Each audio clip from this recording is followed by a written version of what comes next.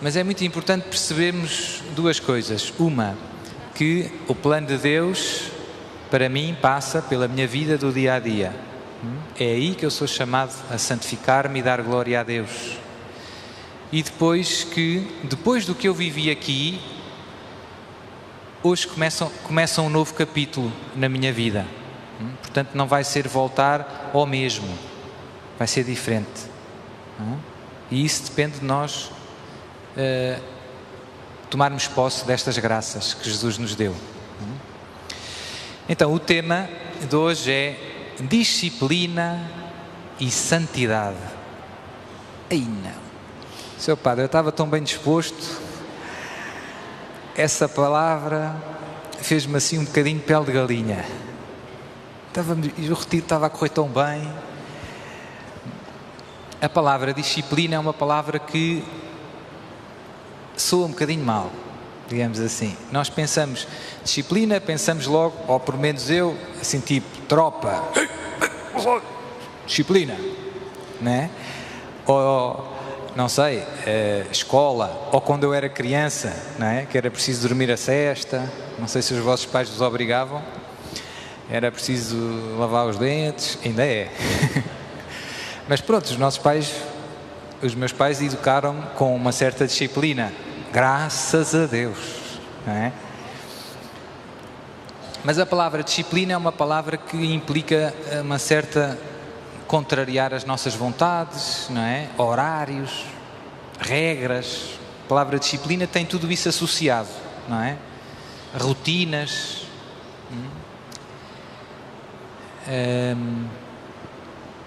E às vezes pode não ser muito óbvio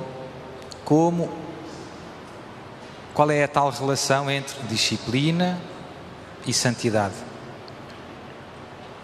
Quando vimos aqui aos retiros, Deus derrama sempre graças grandes, como temos vivido. O nosso coração sai daqui com as medidas cheias, não é? Se nós pudéssemos voar, voávamos mesmo, não é? E tudo é fácil. Vir aqui rezar o terço de manhã é fácil, ir à missa é fácil, etc, etc, etc. E, portanto, não temos que nos contrariar muito. Apetece-nos ir à missa, apetece-nos ir à oração, não é? Quando regressamos à nossa vida do dia a dia, estes sentimentos, ao pouco e pouco, vão passando. Há muita gente que se aflige, porque pensa, Senhor Padre, eu já não sinto o que sentia no retiro. Ou às vezes o primeiro retiro é sempre uma experiência muito marcante, e há pessoas que vêm ao segundo retiro e estão à espera de ter a mesma sensação, digamos assim, que tiveram no primeiro retiro, e ficam desanimados às vezes por não experimentarem a mesma coisa. Então aqui o que eu diria é, isso é normal. Não há nada de... O amor de Deus não mudou nada em relação a nenhum de nós. Nós não devemos é medir o amor de Deus pelos nossos sentimentos. É perigoso medir o amor de Deus pelo que nós experimentamos. É verdade que Deus às vezes dá-nos uns miminhos e temos assim uma espécie de lua de mel. Primeiro retiro, saí, tive 3 meses, não conseguia parar de rir. Telefonaram ao psicólogo lá à minha casa, ela não anda bem. Então, às vezes há uma lua de mel. Mas tal como num casamento, o casamento não é só a lua de mel. Também é a lua de mel, mas não é só a lua de mel. E sobretudo o amor dos esposos não é só a lua de mel. Ou não se vive só na lua de mel. E é importante percebermos isto, para não nos deixarmos desanimar. Os sentimentos ajudam-nos, são importantes, mas o amor de Deus está para além dos sentimentos. Posso não sentir nada, Deus ama-me à mesma. Jesus morreu por mim na cruz. E eu até posso estar a amar a Deus e não sentir nada. Ter dores de cabeça, estar cansado e estar a dar a minha vida. estar a dar a minha vida ali onde Deus me colocou. Ali onde Deus me colocou. E isso está a dar glória a Deus, está a santificar a minha alma e a fazer crescer o reino de Deus. Eu até posso ter dores de dentes, dores de cabeça, etc, etc. Queria começar lendo, olha, já voou. Queria ler uma pequenina passagem do início do livro dos Provérbios, que eu marquei e que a ventoinha desmarcou. É logo no início. O livro dos Provérbios é muito bonito e, para aqueles que não sabem, era usado muito pelos primeiros cristãos. Os primeiros cristãos usavam muito o livro dos Provérbios na catequese, nas catequeses, no tempo do catecumenado, no tempo em que aqueles que desejavam receber o batismo se preparavam. Não é? No Antigo Testamento, podemos agrupar os livros do Antigo Testamento em vários grupos. Uma das formas mais típicas de as agrupar é os livros históricos, que contam os acontecimentos históricos, os livros proféticos e os livros sapienciais, que têm a ver com a sabedoria. Os provérbios fazem parte deste terceiro grupo, como os salmos, como outros livros. São livros que nos querem transmitir sabedoria para viver bem nesta terra, agradar a Deus e alcançar o céu.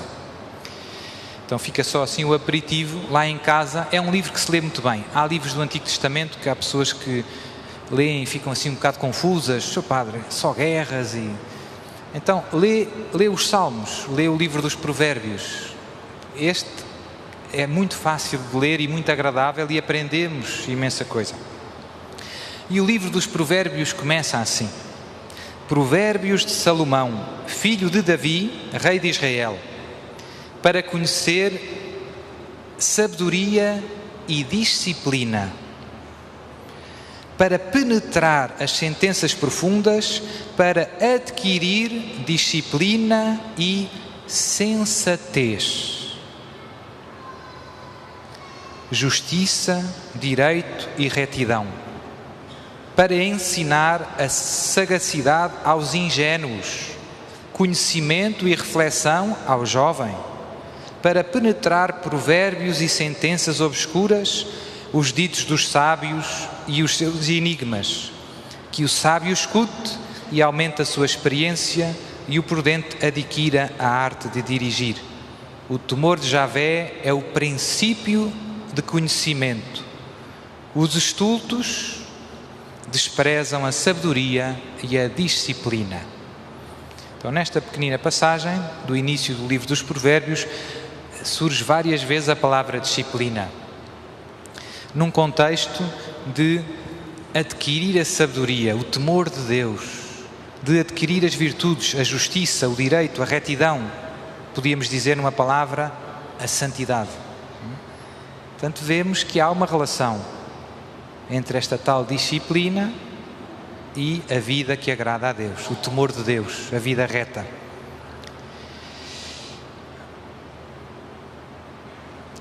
É verdade que, como eu comecei a dizer há bocado, nós associamos a disciplina a regras, a normas, coisas organizadas, e isto assusta-nos um bocadinho, porque parece que perdemos um pouco, às vezes, aquela dimensão espontânea. Imaginem num namoro, se nós começássemos a aplicar assim a disciplina a preto e branco, digamos assim, o namorado telefonar para dizer o olá das 3 da tarde, não é? É uma coisa que o amor não é só disciplina. Ou seja, a disciplina pode estragar um bocadinho a espontaneidade do amor. Portanto, isso é preciso ter presente. Eu acho que há dois extremos que, no fundo, temos de evitar. Um é pensar que o amor é pura espontaneidade. Tenho vontade de rezar, vou à missa. tenho vontade de ficar a dormir, fico a dormir. Não é? Que é simplesmente fazer o que me vem ao coração. O amor também é espontaneidade, sim, mas não é só. E se nós deixarmos que o amor se reduza à espontaneidade, arriscamos muito. Arriscamos, sobretudo, que o amor se apague. Se apague. Por outro lado, há, como eu dizia, a disciplina que nos ajuda a ter ordem na nossa vida, a ter horários, a ter propósitos, a ter objetivos. Isso ajuda-nos a crescer no amor a Deus e aos outros. Já vamos ver como. Mas o risco é, se eu começar a ficar demasiado agarrado à disciplina, ao horário, se nós quisermos, corro o risco de me fechar aos imprevistos de Deus. Estão a perceber? Portanto, a espontaneidade selvagem, podemos dizer assim, é perigosa. Viver ao sabor dos acontecimentos. E uma pessoa estar ali demasiado agarrado aos seus horários, aos seus propósitos, aos seus objetivos, pode dificultar, às vezes, o que Deus nos quer pedir, e há imprevistos. Posso fazer exemplos para percebermos. Imaginem, não é? Vou dizer assim umas coisas mais, digamos assim, mais óbvias, para a gente se rir um bocado, para a gente perceber, não é? Mas imaginem, não sei, uma mãe que o filho dela, ela estava a cair, ela estava a rezar o terço, na hora do terço, em que ela costuma rezar o terço, e de repente um dos filhos cai das escadas abaixo, parte a cabeça e fica todo em sangue. Se ela fosse demasiado rígida, dizia: não, agora estou a terminar o meu terço. Faz sentido? Jesus faria isso? Nossa Senhora faria isso? De maneira nenhuma. Portanto, é preciso como se diz, um certo jogo de cintura para estar atento à voz de Deus nas circunstâncias concretas onde eu estou. É preciso estar atento à voz de Deus nas circunstâncias concretas onde eu estou. O extremo oposto da gente deixar-se guiar pelos sentimentos é um bocado deixar que a nossa vida seja guiada apenas pelas circunstâncias. Então aí acabamos por: ó Sr. Padre, não quero vir não sei aonde, vamos ali à praia e tal. Mas é domingo de manhã, eu tenho 3 missas para celebrar nas minhas paróquias, é a minha obrigação. Ir à praia com os amigos é bom? É. Mas para mim a vontade de Deus é ir celebrar as 3 missas de manhã. E portanto é preciso este discernimento constante, para pesar o que é a vontade de Deus para mim. E às vezes depende só do momento. Ir à praia com os amigos é bom, domingo à tarde. Mas de manhã eu tenho as minhas obrigações. A disciplina, a ordem na minha vida ajudam-me a fazer estes discernimentos. Dizia o texto: a adquirir a sensatez, a prudência. Toda a literatura sapiencial nos ajuda a levar a esta sabedoria do coração, temor de Deus, ou seja, a saber aqui e agora o que é que faz a vontade de Deus. A pessoa que se deixa levar ao rumo dos acontecimentos, com facilidade começa aquilo que nós dizemos, a manga larga. Às tantas, qualquer desculpa serve, não é? Para nós não cumprirmos as nossas obrigações. Portanto, resumido, esta primeira ideia é evitar a rigidez, estar demasiado agarrado, mas também evitar, eu diria, a balbúrdia. Logo, não faço planos nenhuns, sai o que sair. Se eu deixar a minha relação com Deus assim um bocado ao sabor do vento, não vai correr tão bem como se eu organizar. A nossa vida espiritual, eu uso muito a analogia com a vida do corpo. A nossa saúde física depende de uma certa disciplina. Verdade ou não? Se eu não fizer exercício, se eu comer o que me apetecer mais, e estiver sentado na cadeira o dia inteiro, é bom para a saúde do corpo? Não. Os músculos, o que é que acontece? Começam a atrofiar, e a barriguinha começa a crescer. E por isso, para os músculos estarem saudáveis, é preciso uma certa... É engraçado que no desporto, eu hoje em dia vejo na televisão, na cultura, onde as pessoas admiram a disciplina, já não é tanto por Deus. Se alguém fizer jejum ou rezar, as pessoas pensam que isso é um exagero. Mas ficam admiradas quando ouvem dizer que o Ronaldo é o primeiro a chegar aos treinos e que depois, ainda a seguir ao treino, vai para o ginásio. E os colegas, outros futebolistas, dizem que ele é muito disciplinado e etc.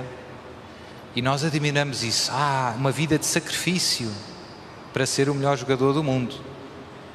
Se nós admitimos isso por uma coisa tão pouco importante, quer dar chutes a uma bola, quanto mais para amar a Deus e aos meus irmãos. Ou seja, o músculo do meu coração, entre aspas, a minha capacidade de amar, pode crescer, tal como um músculo, se eu fizer ginástica. Esta é a lógica. Quem quer amar muito, então entra no ginásio de Jesus. Terço, confissão. Terço, confissão. Missa, jejum.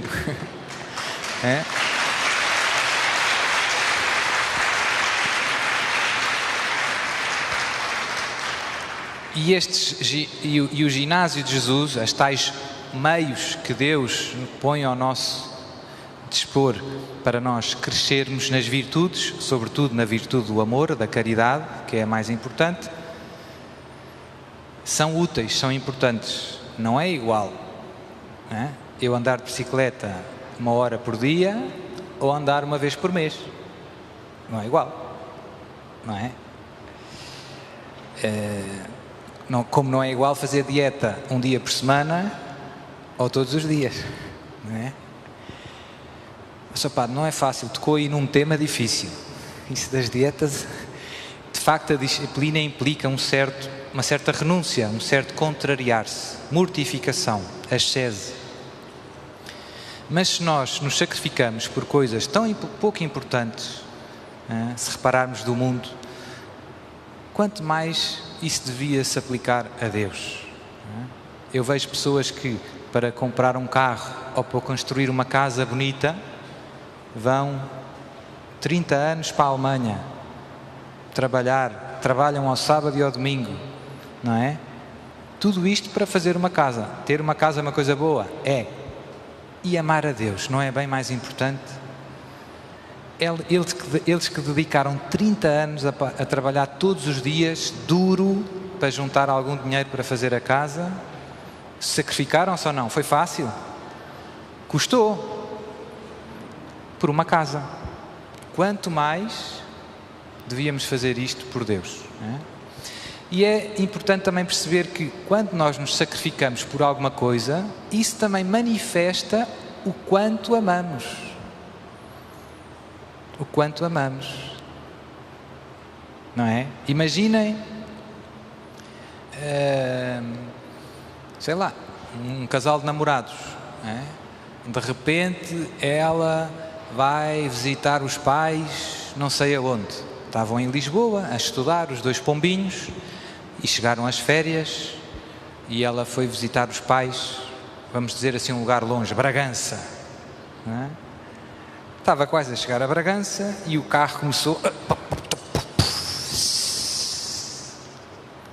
o carro rebentou ali na estrada e ela, a primeira coisa que se lembrou foi ligar ao namorado: olha, aqui está a acender uma luzinha a piscar, eu não sei muito bem o que é que hei de fazer agora. E ele nem pensou 2 vezes, estou a chegar, disse só. E de Lisboa a Bragança são algumas horas. Foi preciso mudar a vida dele, foi preciso pôr-se num carro, pôr gasóleo, pagar portagens. Mas o amor é assim. O amor sacrifica-se e não lhe pesa. Agora imaginem que ela liga ao namorado e que ele diz: ai, tá, pois, telefona ao teu pai. Ela até se compreende, não é? Mas, e se fosse mais perto? Se fosse ali a 100 km de Lisboa, ou a 50? E ela ligasse: olha, estou aflita com o carro. E ele diz: agora não posso, estou na praia com os amigos. Não é?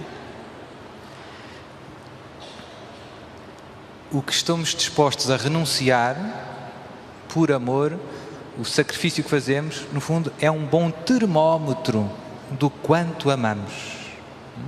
E no fundo, na cruz, vemos isso. Jesus amou-nos e amou-nos até ao fim. Deu tudo. E custou. Portanto, nós não podemos duvidar do amor de Deus. Eu gosto muito de perguntar às pessoas: gosta de Jesus? E as pessoas dizem: sim. E Jesus gosta de si? Agora já sabemos porque já fizemos o retiro. Mas há muitas pessoas que me respondem: não sei. É porque esquecem o que Jesus fez por elas. É a tal história do carro. Imagine que a senhora fica com o carro estragado em Bragança. Eu saio de casa e vou lá ajudá-la. 800 km, ir e vir. Acha que eu gosto de si? É preciso dizer mais alguma coisa? As obras dizem tudo. Não é? O que Jesus fez por mim na cruz diz tudo. Nunca posso dizer não sei. Isso magoa Jesus. Como se eu esquecesse o que Ele fez por mim. Depois do que Ele fez por mim, como é que eu posso dizer que Jesus não gosta? Ou não sei se Jesus... Não se pode. Então, a disciplina ajuda-nos a crescer na capacidade de amar a Deus e aos outros. Implica uma certa ordem, como eu dizia, implica uma certa renúncia, às vezes do que me apetece. É preciso discernir sempre entre o que me apetece e o que mais me convém. Hoje em dia, o mundo diz que liberdade é fazer o que cada um quiser. E isto tem qualquer coisa de verdade, mas tem veneno lá dentro. Liberdade é fazer o que me apetece. Sobretudo as gerações mais novas.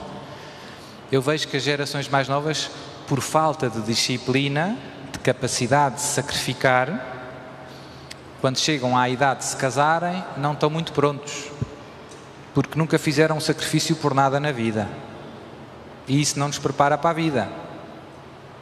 Depois começam a trabalhar, começam a ter problemas, porque é preciso acordar cedo, é preciso entrar a horas no emprego, etc. Casam-se e começam a ter problemas, porque é preciso pensar nos outros, é preciso adaptar os horários em função dos outros. E é verdade que hoje em dia os pais têm menos tempo para estar em casa com os filhos. Isso complica muito a educação. Antes, a mãe muitas vezes estava em casa, o pai também. Hoje, às vezes, trabalham os dois. Nas cidades, sobretudo, isto é mais difícil.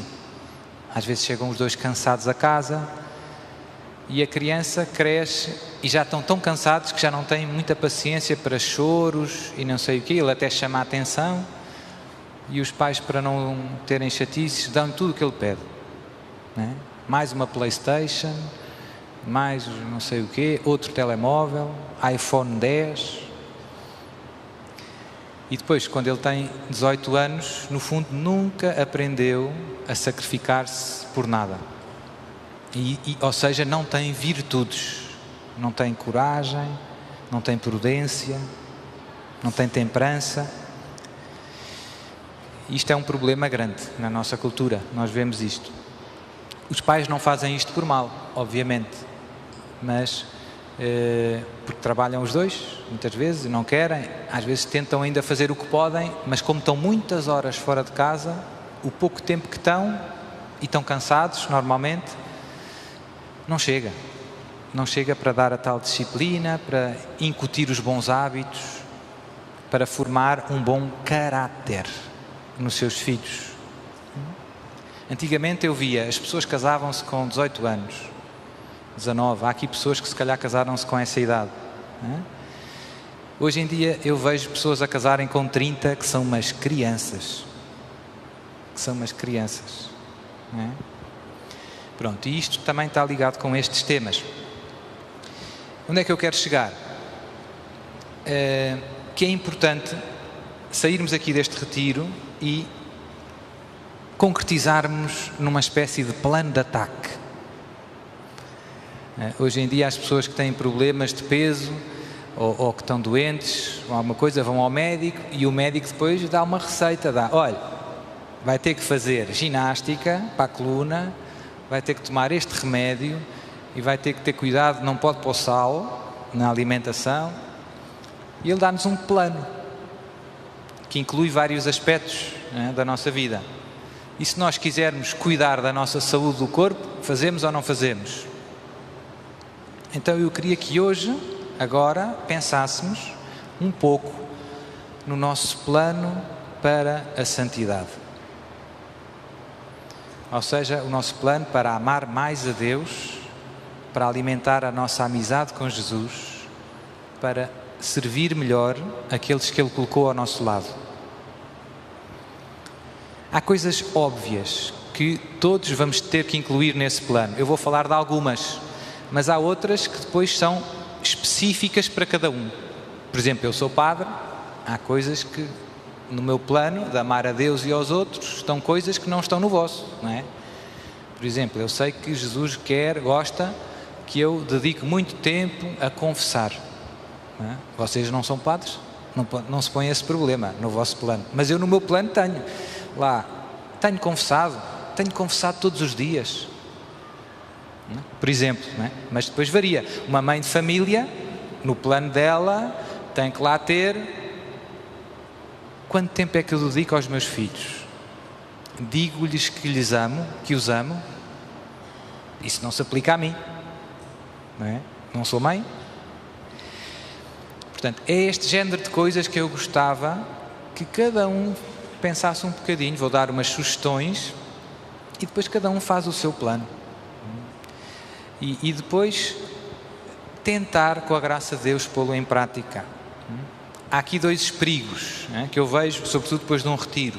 Às vezes há dois riscos. Um é, no fundo, fazer uns propósitos tão fáceis que não muda nada. Não é? Como se alguém que vai a um ginásio e quer fortalecer o músculo do braço, pega num peso tão levezinho, aquilo não faz nada, não é? Está a perder tempo. Esse normalmente não é um problema a seguir ao retiro. A seguir ao retiro o problema é que nós queremos pegar no peso maior. Chegamos ao ginásio, aqui, ou seja, há pessoas que saem daqui, vou rezar 10 terços, ir 3 vezes à missa por dia, não. E então, se eu pegar um peso muito grande demais para o meu braço, isso vai ajudar o meu músculo? Se eu fizer, o que é que pode acontecer? Ruptura muscular. Como diz o povo, quem tudo quer, tudo perde. E por isso é preciso também equilíbrio nestes propósitos. É preciso equilíbrio.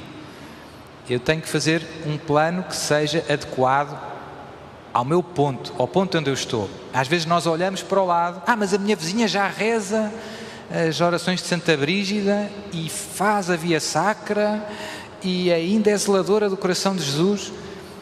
A santidade não é um desporto de alta competição, não é uma corrida. Pronto, se ela faz isso, louva a Deus no teu coração.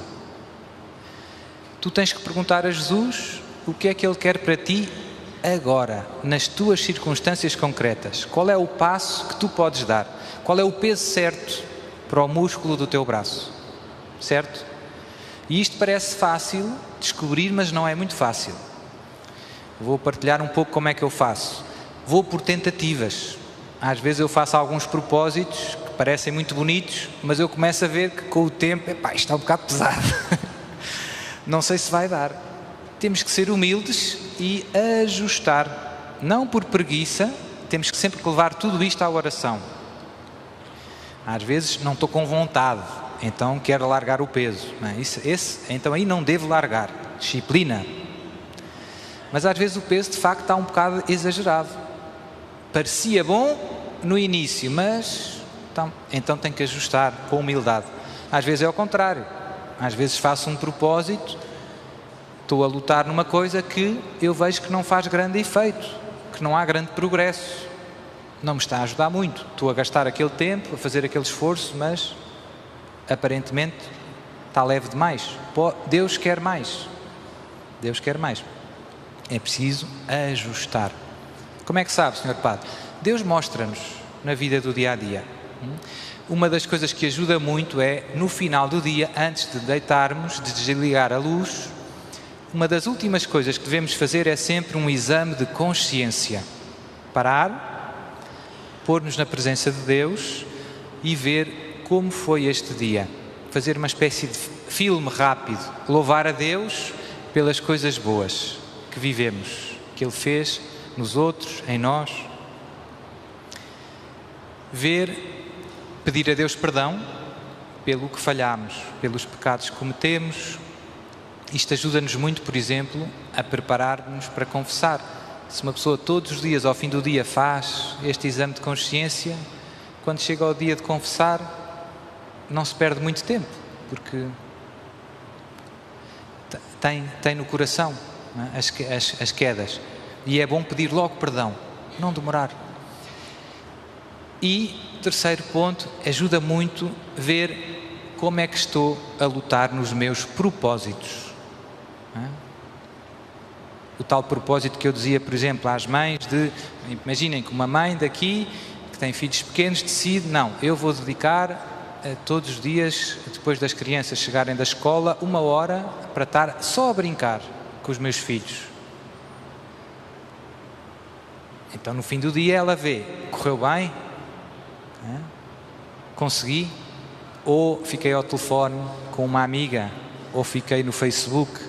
Né? Os meus filhos chegaram, ficaram a lanchar e depois foram ver televisão. Estão a perceber? Portanto, é este género de coisas que nos ajuda. Então, coisas que devem estar no nosso plano para a santidade. Bom, há coisas óbvias. Eu pus aqui grandes temas em que devemos fazer propósitos. A nossa relação com Deus tem muito a ver com tudo o que fazemos, não é? Porque em tudo nós amamos a Deus e servimos a Deus. Mas há assim coisas mais específicas que têm a ver com os sacramentos, com a oração. Então, no meu plano, eu tenho que pensar: missa. Se calhar há pessoas que ainda não vão à missa ao domingo, não é? Vão sair daqui com vontade. Não, vou passar a ir à missa ao domingo. Faltar à missa ao domingo é um pecado grave. Ofende a Deus, não é? Eu preciso da missa. Às vezes as pessoas pensam, mas porquê é que a igreja obriga à missa uma vez por semana? Porque se tu não ouvires a palavra de Deus uma vez por semana, a não receberes o corpo de Jesus uma vez por semana, vais deixar de amar a Deus sobre todas as coisas. Como se eu dissesse, como se um médico me dissesse, olha, tem que beber um copo de água por dia. É o mínimo. Se beber menos disto, o corpo começa a ficar doente. Não é o ideal. Não é o ideal. É o mínimo. É o mínimo. Mas Sr. Padre, eu já vou à missa todos os dias. Então, se calhar, vê, e tenho tempo. Os meus filhos casaram-se, agora tenho mais tempo livre e moro perto da igreja. E há lá a missa todos os dias. Yes! Jesus está mesmo a pedir que eu vá à missa. Parece óbvio, não é? Eu nunca tinha pensado nisso, Sr. Padre. Então podes pôr lá no teu plano: vou passar a ir à missa todos os dias. Encontrar Jesus todos os dias na missa. Que presente maior posso ter, não é? Eu brinco sempre com a história dos Euromilhões.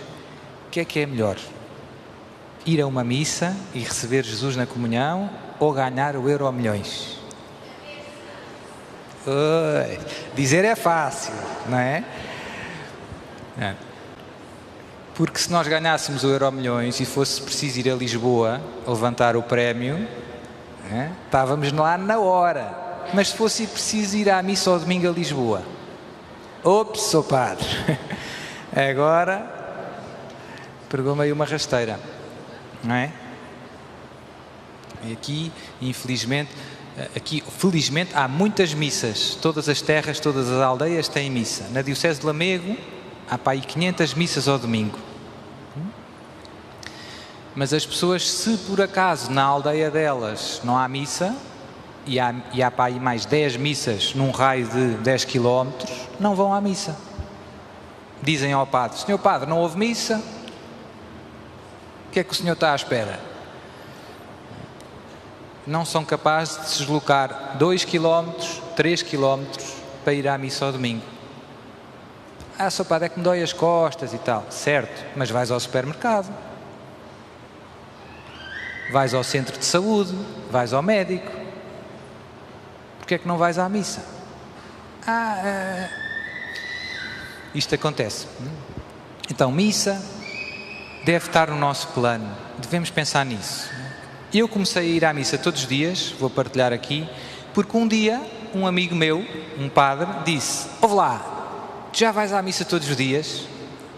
E eu disse-lhe: não. E depois fiquei a pensar naquilo: não vou, por acaso.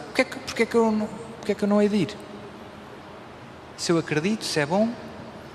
E comecei a ir. Vinha da escola, vinha da universidade e ia à missa. Então, a minha vida, a minha relação com Deus cresceu muito, graças a essa pequenina decisão. Decisão que tu podes fazer hoje, se quiseres.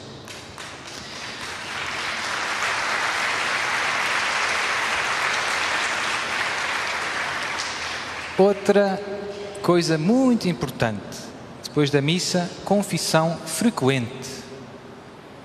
Não é? Eu gosto muito de perguntar às pessoas que vou recebendo: olha, há quanto tempo não se confessa? Quem está mais comigo parece um disco riscado. Lá estão as perguntas do Padre Lara. Há quanto tempo não se confessa? E muita gente me diz: Sr. Padre, confessei-me há pouco tempo, confessei-me no Natal. E eu a pergunta a seguir que faço é: e há quanto tempo não toma banho? Ops! A confissão é uma grande graça. Como todos os sacramentos, enchem-nos de Deus. A confissão limpa a nossa alma, lava a nossa alma. Nós temos tanto cuidado com o corpo, lavamos o cabelo, quem ainda tem, não é? Lavamos os dentes, quem ainda tem. Temos tanto cuidado, não é? Perfume, creme de beleza, sei lá o quê. E às vezes com a nossa alma, não é? Sujamos a alma com os nossos pecados e deixamos suja. E às vezes até pensamos: Sr. Padre, mas eu vou-me confessar, estou-me sempre a confessar das mesmas coisas, já sei que vou cair outra vez. E os dentes não vais sujar outra vez? E o cabelo não vais sujar outra vez? E o prato onde almoçaste não vais sujar outra vez? Porque é que não deixas sujo? Sujou, limpa. É simples. A mim, quem me ajudou muito nisto foi Nossa Senhora. Nossa Senhora, numa aparição, disse em vários lugares, nem foi só num lugar, que toda a gente precisa de se confessar pelo menos uma vez por mês. Portanto, pelo menos uma vez por mês. Isto já nos deve ajudar. Não mais de um mês. Não mais de um mês. Mais de um mês é demais. Começa a notar-se espiritualmente. Não é? É como ter o lixo a transbordar lá na cozinha. Não sei se nós em minha casa éramos muitos, 5 irmãos, mais os meus pais, não é? Uma pessoa não tem cuidado. Se alguém se esqueceu de deitar o lixo fora, é uma chatice. Isso acontece à nossa alma se deixarmos passar mais que um mês. Mas Nossa Senhora dizia mais: se alguém quer ser perfeito, e todos devíamos crer, porque Jesus disse-nos um dia: sede perfeitos, como é perfeito o vosso Pai do céu. Confesse-se todas as semanas. Então, eu comecei-me a confessar todos os meses, há uns anos, tinha para aí 18 anos, foi há 3 anos mais ou menos, estou a brincar. Brincadeira, não se diz mentira, eu sou padre. Por causa dos primeiros sábados, Nossa Senhora pediu à irmã Lúcia, como todos sabem, a devoção reparadora dos 5 primeiros sábados. E eu fiz a devoção mais para reparar Nossa Senhora, mais por obediência. Nossa Senhora pediu, eu vou fazer, porque eu gosto dela. Eu achava que não precisava muito de me confessar. Antes disso, eu confessava-me para aí 3 ou 4 vezes por ano. Ia-me confessar só quando havia fogo na cozinha. Já, é lá, fiz aqui um disparate maior. Lá ia-me confessar, para poder continuar a comungar. Então, fui fazer os primeiros sábados, e depois chegou ao segundo primeiro sábado, e ia para a confissão, e eu pensei, e agora? O que é que eu vou dizer ao padre? E isso foi ótimo para a minha relação com Deus. Porquê? Porque eu tive que fazer um exame de consciência mais profundo,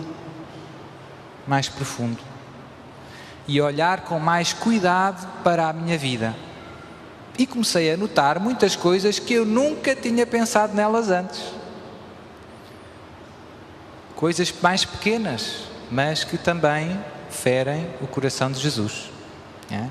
Então, esses 5 primeiros sábados ajudaram-me imenso. Depois, a boa notícia foi, quando acabei, Nossa Senhora é muito inteligente. Quando eu acabei os primeiros sábados, já não quis largar mais a confissão. Que bom que é andar limpinho e bem cheiroso. Quando a gente se habitua, não é? Eu nunca tomava banho. Agora comecei a tomar banho, a lavar o cabelo, e quando se não se toma, já custa. Não é? Mas depois houve o tal momento em que passei do mês a mês. Eu lembro-me de tomar essa decisão e pensar, isto não vai ser muito fácil.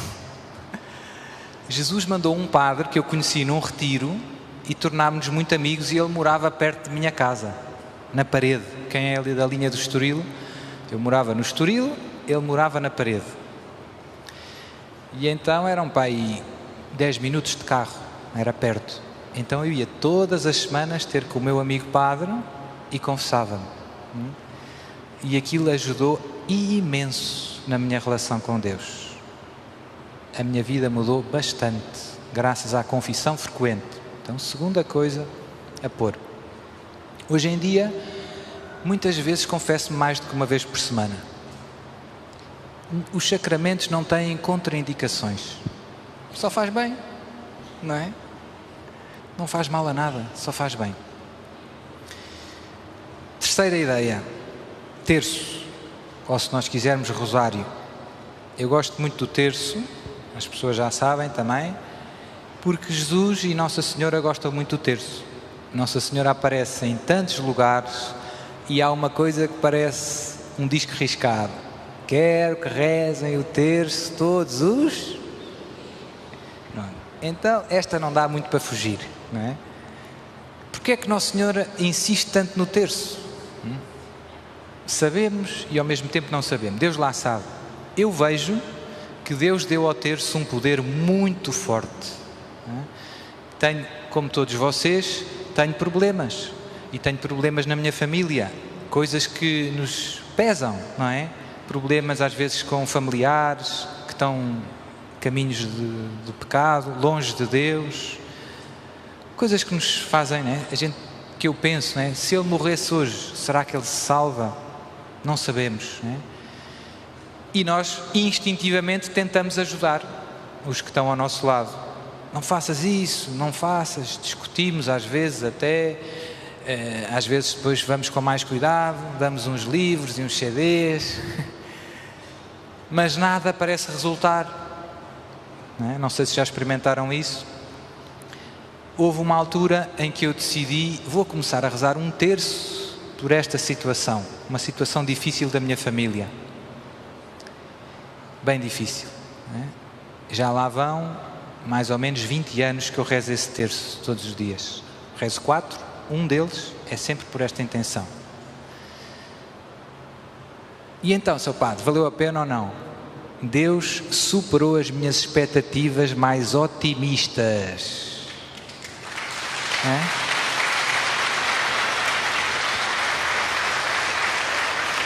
Foi mais que bom. Foi mais que bom. Foi mais que bom. Como é poderoso o terço. Também vejo muito nos exorcismos, com as pessoas que são atormentadas, o demónio detesta o terço. Há outras orações que ele até suporta mais ou menos. Agora o terço, estou sempre a ouvir histórias de Sr. Padre, o terço está sempre a arrebentar, o terço desaparece, as contas perdem-se. O terço é bomba. E nos casos mais pesados, as pessoas que estão muito mal não conseguem rezar o terço. Não conseguem. Começam a rezar, pum, lá caem elas para o chão, é um festival, é preciso segurar. Isso também nos ajuda a perceber, o terço é forte, o terço é muito forte. Nossa Senhora hoje em dia pede em muitos lugares, não só para rezarmos o terço, mas para rezarmos o rosário. 3 terços. Papa João Paulo II depois acrescentou mais uns mistérios. O rosário continua a ser 3 terços porque tem o número das 150 Ave-Marias, é um número que simboliza, está ligado aos 150 salmos da Bíblia. Porque o rosário nasceu na época medieval, em que às vezes não era possível aos monges, sobretudo nas cruzadas, rezar os salmos. Iam a cavalo, o que é que eles faziam? Rezavam Ave-Marias.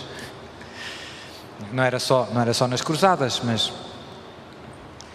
lembram-se, São Domingos, agora eu gosto muito do terço e do rosário. São Domingos pregou, nada. Nossa Senhora apareceu e lhe disse, prega, aqui está o rosário, reza, prega o rosário. A partir daí começou-se toda a gente a converter.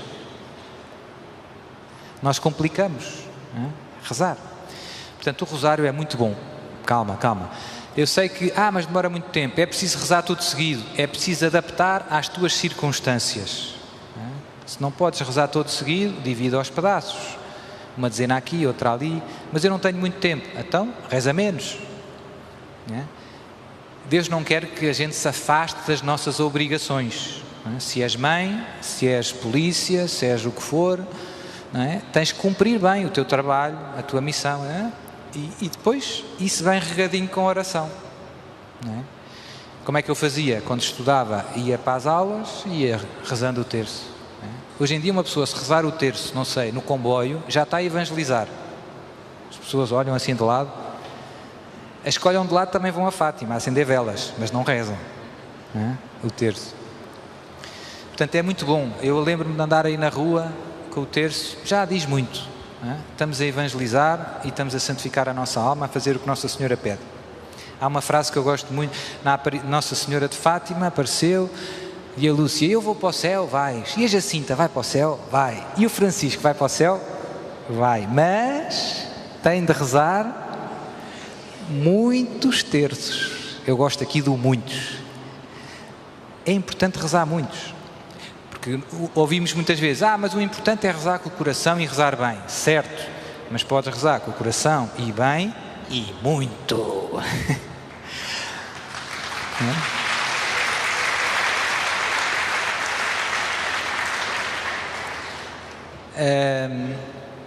Bom, tenho pouco tempo, então agora vou resumir assim as últimas dicas.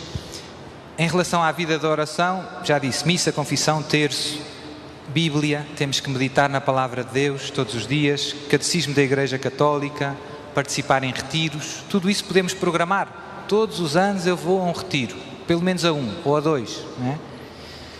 Isso tudo deve estar no nosso plano, porque precisamos de tudo isso. Mas eu queria que os nossos propósitos não fossem só coisas espirituais. Temos que pensar no meu trabalho. Como é que eu vou viver melhor o meu trabalho para amar melhor a Deus? Se calhar tem que ser menos trapalhão, faço as coisas a despachar, o meu patrão é mal agradecido. Faz para Deus, não é? Se calhar tens que atender melhor as pessoas. Se estás em contacto com o público, tens que ajudar mais os teus colegas. Isso tudo faz parte da nossa santificação, da nossa santidade. Se calhar tenho que conviver mais com os meus colegas. Olha, bora aí tomar um café. É importante, não é indiferente. Mas eu gosto imenso. Ainda bem. Com a família, na minha vida familiar, é bom fazer propósitos concretos. Quanto tempo é que eu estou com a minha mulher, com o meu marido, com os meus filhos? Quantos dias é que eu vou passear com eles? Temos que concretizar. Senão, se deixarmos ao sabor do vento, não acontece. Quantas vezes é que eu vou jantar só com a minha esposa ou com o meu marido? Quantas vezes é que vamos namorar um bocadinho? Seu padre, já estamos casados há 50 anos. Pois, mas é preciso, mesmo depois de 50 anos. Com os amigos, também é preciso pensar dos nossos amigos. As nossas amizades são importantes para a nossa felicidade, para a nossa santidade. Temos que cultivar. Quantas vezes é que eu telefono aos meus familiares, aos meus amigos? Eu visito, está doente, o teu amigo está doente, vai lá. Quantas vezes é que eu almoço com os meus amigos? E depois também coisas de bom senso, de equilíbrio humano. Descanso. É preciso também pensar no descanso. E no lazer, e no brincar. Padre, eu tenho mais que fazer. Deus criou-nos assim. Deus criou-nos, precisamos descansar, precisamos de jogar à bola, quem gosta de jogar à bola, saltar ao eixo. Essas coisas também fazem parte da vida. E às vezes, por nós nunca pensarmos nisso, o tempo vai passando e nunca acontece. E faz falta. Ver um filme, ouvir um concerto bom, etc. Coisas boas. Tudo isso deve fazer parte do nosso plano para a santidade. E depois, concretizar propósitos concretos e tentar pô-los em prática. Ir examinando ao fim do dia, ao fim do ano, também é um bom momento, no fim do ano, fazer um balanço geral. Este ano, eu olho para trás e digo, como é que foi? Lutei nos meus propósitos? Cresci? O que é que tem que mudar? O que é que ainda não está bem? O que é que tem que ser ajustado? E com a graça de Deus, reformular os propósitos e continuar a lutar. A nossa santidade passa por esta disciplina, por este plano, por esta luta, sem ser rígido, mas sem deixar as coisas simplesmente ao sabor do vento. Então agora vamos pôr-nos de pé e fazer uma pequenina oração. Só aí um tecladozinho.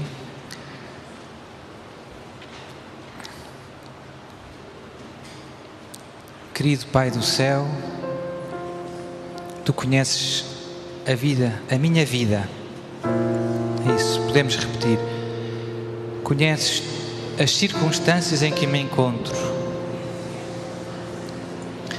Conheces o meu desejo em querer agradar-te. O meu desejo de Te amar mais. O meu desejo de Te servir. Ajuda-me. Inspira agora o meu coração para perceber que propósitos devo fazer para continuar a progredir na estrada do amor. Senhor, que o meu coração cresça de dia para dia na capacidade de amar a Ti, de amar os meus irmãos, os meus familiares, os meus vizinhos, colegas de trabalho, amigos e até inimigos. Quero amar a todos. Dá-me a graça de lutar com perseverança, com disciplina, para pôr em prática estes santos propósitos que me inspiraste. Que o teu amor misericordioso transforme toda a minha vida. Que a tua graça passe através de mim e toque todos aqueles que estão à minha volta. E que depois de uma vida longa e feliz ao teu serviço e ao serviço dos meus irmãos, eu alcance a vida eterna. Amém.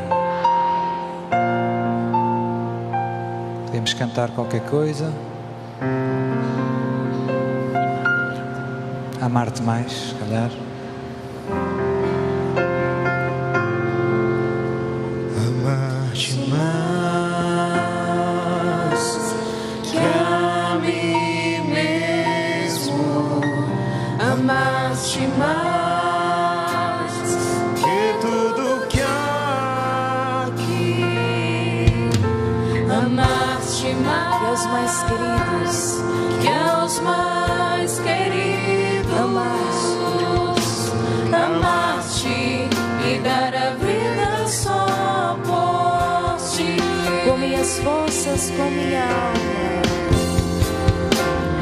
com minhas forças,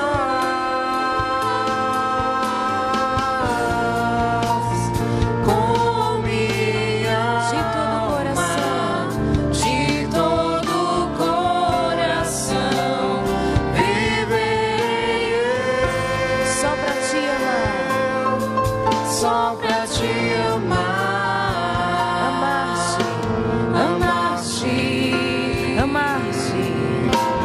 Amar-te e dar a vida só por. Erga o seu braço e canta com minhas forças, com minha alma, com minhas forças,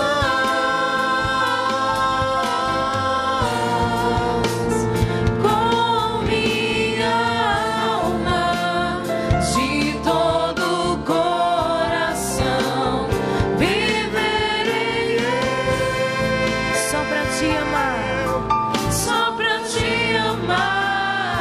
Amar-te,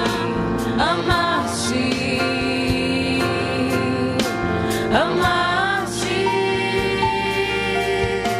amar-te e dar a vida só por ti. Amar-te, amar-te, amar-te, amar-te e dar a vida só por ti.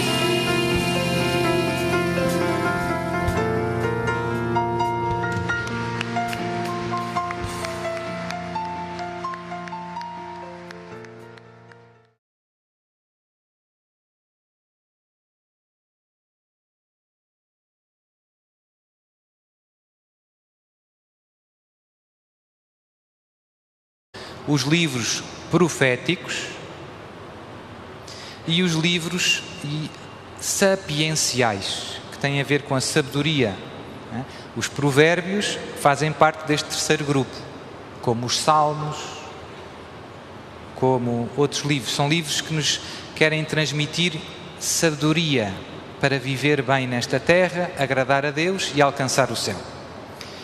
Então fica só assim o aperitivo lá em casa. É um livro que se lê muito bem. Há livros do Antigo Testamento que há pessoas que leem e ficam assim um bocado confusas. Seu padre, só guerras e... Então, lê os Salmos, lê o livro dos Provérbios. Este é muito fácil de ler e muito agradável e aprendemos imensa coisa. E o livro dos Provérbios começa assim: Provérbios de Salomão, filho de Davi, rei de Israel, para conhecer sabedoria e disciplina, para penetrar as sentenças profundas, para adquirir disciplina e sensatez,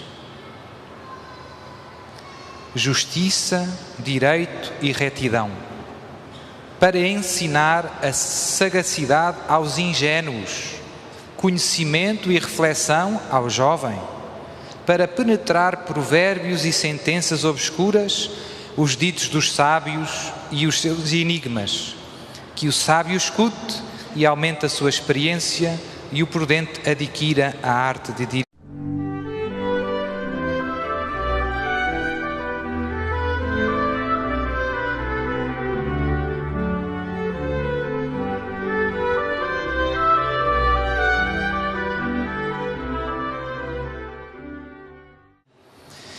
Mas é muito importante percebermos duas coisas. Uma, que o plano de Deus para mim passa pela minha vida do dia a dia. É aí que eu sou chamado a santificar-me e dar glória a Deus. E depois do que eu vivi aqui, hoje começa um novo capítulo na minha vida. Portanto, não vai ser voltar ao mesmo, vai ser diferente. E isso depende de nós tomarmos posse destas graças que Jesus nos deu.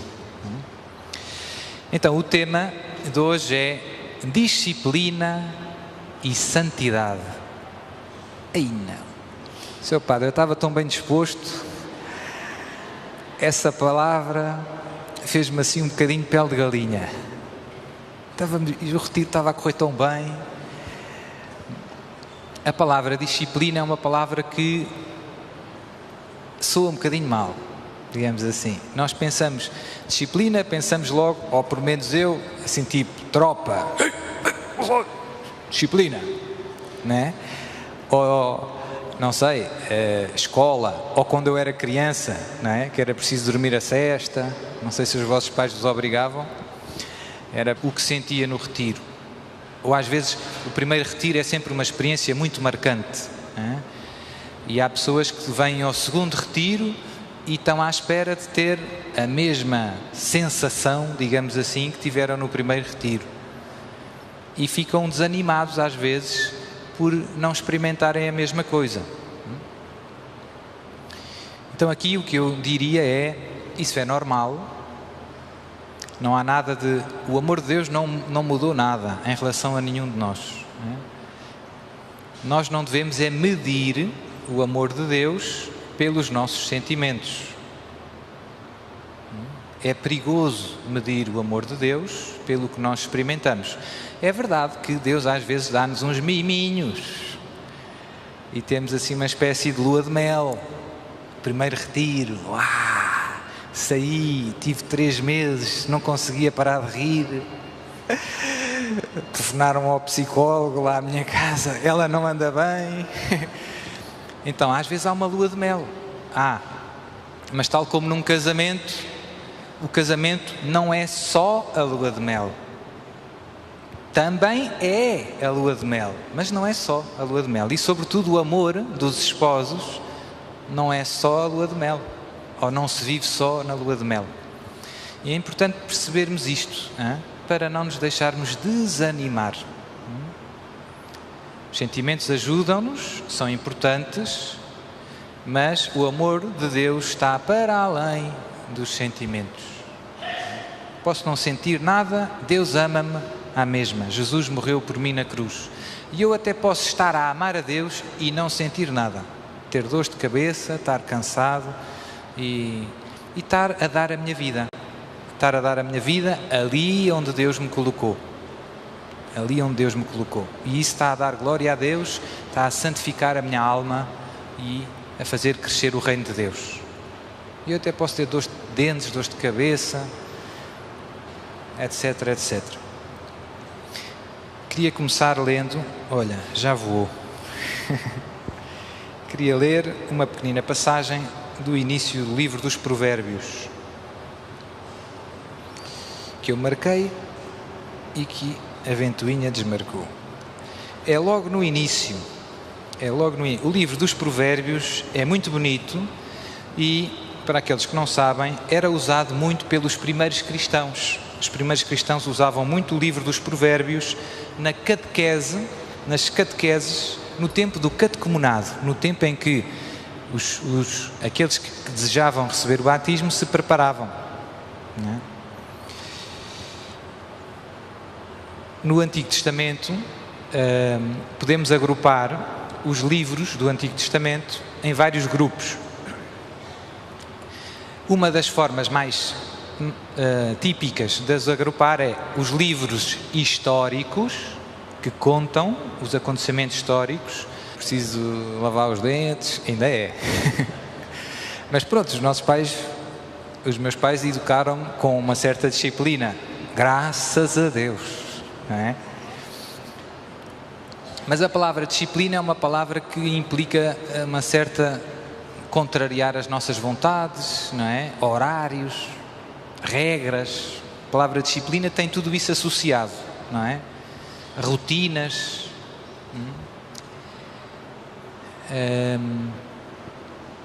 E às vezes pode não ser muito óbvio qual é a tal relação entre disciplina e santidade.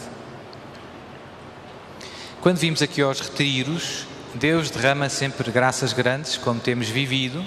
O nosso coração sai daqui com as medidas cheias, não é? Se nós pudéssemos voar, voávamos mesmo, não é? E tudo é fácil. Vir aqui rezar o terço de manhã é fácil, ir à missa é fácil, etc, etc, etc. E, portanto, não temos que nos contrariar muito. Apetece-nos ir à missa, apetece-nos ir à adoração, não é? Quando regressamos à nossa vida do dia a dia, estes sentimentos, ao pouco e pouco, vão passando. Há muita gente que se aflige, porque pensa: Senhor Padre, eu já não sinto